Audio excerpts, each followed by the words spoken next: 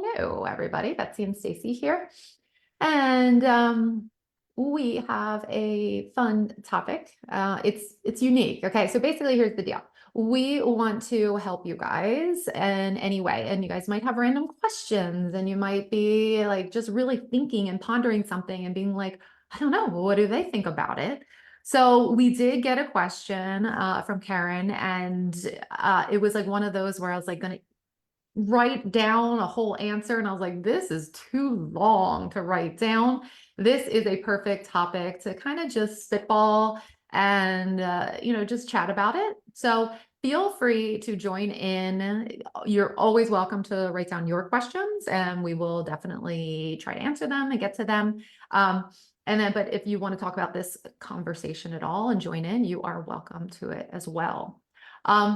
This is a big one. It's a It's a lot. long question, so Yeah. we might read it once or twice throughout. Stace, why don't you read it? Because you have Okay. it. Yeah. This comes from Karen. So I've read a bit about metabolism. When we look at hunter-gatherer populations who sometimes have to be active, whether they have food or not, no fridges or store stuff, they actually have metabolic rates similar to ours as a population that eats all day and barely moves. It's so interesting. Let's just start there. Okay. Yeah, good point. Got Yeah. it. Let's just start there. Okay. So your body will adjust to how much food you give it. Like, I think I'm proof positive. I eat all the time. I eat constantly and I burn a ton of food. And then there was a time before I met Betsy that I did diet. And like I did this one diet with another online trainer and my metabolism totally slowed down. Totally slowed down. I mean, I cut like a significant amount of weight, but I was always hungry. All I thought about was food all the time. And then when I started to try and come back to like what I had been eating, or like just a little bit, like I was putting on weight like crazy, like I could just feel my metabolism was slowed down. So most of these studies that she's referencing, because I've glanced them too, not recently, but I know that they figured out that your body, if you're eating true food, and like within a certain range, right? Like if you're eating crazy amounts of food, right? And you have a lot of, we'll talk about stress in a second. Your body will make some adjustments as to how much food you can metabolize, right? Yep. So if you're not eating a lot of food, well, we see it with clients all the time, right? They're living on basically nothing. Yeah. Right. Yeah. Like 800 calories a day. They come to us. I keep cutting my calories. I keep cutting my calories. They're not feeling great, but are they living? Are they Yeah. The losing body weight? adapts. No. Yeah. Like their body has made the adjustments. And then we'll talk to other people that have never dieted before and they're eating a healthy amount of food and they're having the same thing. But I think it should be stated that if you're eating non-food items, let's talk about what a non-food item is. Just spitball with me here, Betsy. What do you think a non-food item, what I'm referencing? It could be a cookie and you know that there's like all these preservatives in there and you're like, what is this? It's food science. Yes. There's so many it's food science. There's so many bars out there that are like healthy bars, but I'm like, that's not healthy. That is basically food science in there. That's not real food. right. And food science is great in some respects, right? But we can take it to another realm where we're just like the food science has been made to like make sure that it stimulates like your hunger hormones, like it's got good mouth feel, it's salty, so it's like makes you want more, right? And then like there's things going on like you can't really digest it that well. Back in the day, it would have been high fructose corn syrup or hydrogenated oils. Your body can't really process it, right? And so if you're eating a ton of those things, yeah, there's just no comparison from back in the day to what our current diet is now. Yeah, because she's saying in here that the hunter-gatherer population, they're active and they don't have access to fridges or stores. So what are they eating? They're eating just things that are actually in their environment, right? Yep. Okay. Yeah. So that's one thing. Okay, let's get to the next thing. But then I've read studies where they did see changes in BMR after severe long-term calorie deprivation. Do you think there might be some nuance, like a middle ground? Some activity while fasting may actually be healthy stress, while training 8 hours a day without food might be a bad idea. Hello. Yeah. Yeah, of Yeah, course. yeah. I've read Uh-huh. that mixing it up and keeping the body guessing is good. Is that a thing where maybe someone made that up? Okay, we have to look at everything here, right? Mhm. So who are the studies done on? Yeah, let's talk about that first. Okay. Because Who are the studies done it's too on? confusing. I mean, we can't just clump it together and just say hunter-gatherers and us. It's just not comparable. It's like, is it mostly men that, studies are done on? Is it, are we talking about women? Are we talking about young people? Are we talking about old people? Stacey, I think you mentioned before, when we talked, it was like, how old did people live to when back in the day? Not to Yeah, our I mean, I age think she's now. referencing current hunter-gatherer populations. So I Mhm. don't know. I mean, but if you were to look, like, say, at the historical record, how long did a hunter-gatherer population live? Like, and what sort of things were they afflicted with that we're not, right? Let's talk about the stress of a hunter-gatherer versus us.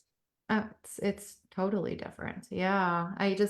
I mean, I can talk about our society now of being just so, um, I think we're in just an epidemic of just mental health issues. We are, I think for most people, I can say that I feel like most people are on a loop. Their brain is constantly, something has stressed them out. They're not letting go of it. They're not like, oh, I got to go get food and now I'm going to do that. No, they're just like, okay, I'm just thinking and thinking about the same things. Everyone's on autopilot in their brain and they're reliving stressors. So it's not like I'm with my family and I'm calm and then now I got to go out and it's fight or flight. No, we're kind of on fight or flight all the time because we are reliving and rehashing things, and our society has just so much, out there for comparison and social media and for, just stimulation of our brains constantly. So I Yeah. just feel like there's So no comparison there either. if you're on social media, let's be honest, like, which I am, and I'm totally guilty of this. Let's be honest. Every time you're on social media, you're getting dopamine hit, dopamine hit, dopamine hit, dopamine hit with something new and different, right? You're Hmm. looking at it and you're like, oh, this is new, this is different, this is it's this constant stimulation and it's giving you dopamine, dopamine, dopamine. Or like if you're playing little games on your phone or whatever, Yeah. that's little, Ding, they've ding. programmed them to give you dopamine hits, like when you go gamble and you said like the Yeah. ding, ding, ding, you're getting these rewards. And then you put that down and your brain is like, no, right? And that's why we keep picking our phone back up and going, Yeah. I need dopamine, I need more of this. And so that sort of plays into the whole thing. So then when you put your phone down, you have stress because you Hmm. now are in like a dopamine deficit, right? Yeah. When it's constantly being bathed in it normally. So then Hmm. that's a stress. And so now you're like, okay, well, I'm gonna avoid my phone. So what am I gonna do? I'm gonna have a snack, like, or Hmm. I'm gonna eat, or what am I gonna eat? I'm gonna eat something manufactured, or what, the easiest thing, I or know our society is not an easy one. There's no no. doubt. Like this is why, I love what we do. It's just because we really get away from a lot of that and teach people how to be healing for the metabolism. So, Karen, yes, you can have like little swings where there can be a happy medium. But when it comes down to it, I'm I'm more of a common sense kind of person, and I just want to think of the metabolism as it wants to be nurtured. It does not want to be mixing it up to stress the body out to say, let's burn more calories or fat or whatever.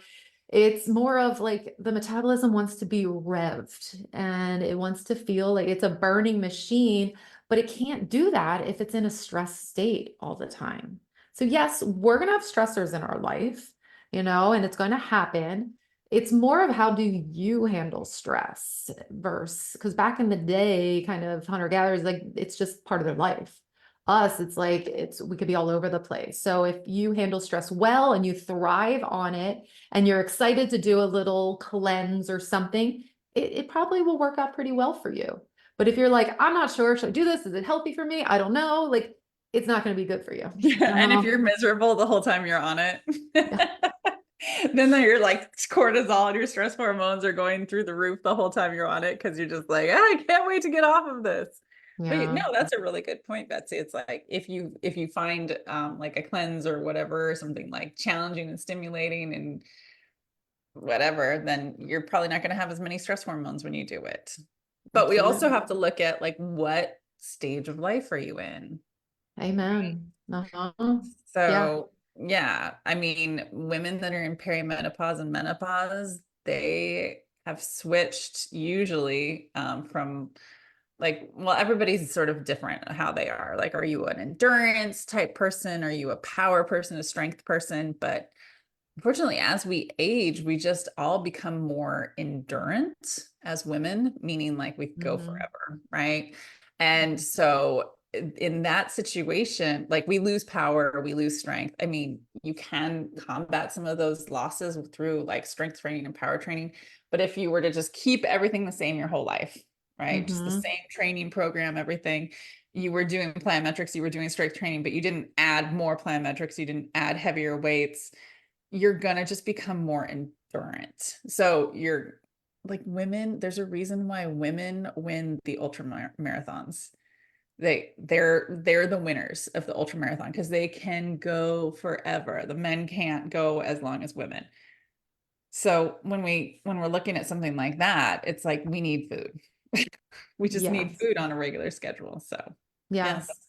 And yeah. we've said it before when looking at like studies done on the intermittent fasting, the studies are like primarily done on men because women have very complicated hormone systems. And especially if it's a woman who is anywhere near menopause or beyond, it's super complicated where they do not do well with that kind of lifestyle of skipping long hours of food and adding more stress to their body. Their body's Mhm. already more in that stress state just because of their hormones. And I think just women in general might struggle a little, just like have worn so many hats through the years that it's just, they might be at a place that's a little bit more worn down their adrenals. So it is just, I would just say science there is going to prevail where I would never recommend intermittent fasting or that kind of way of living, skipping long hours and skipping breakfast and working out on an empty belly. It does not make sense in my brain because it is going to be triggering for the metabolism to slow down, like store, hold on.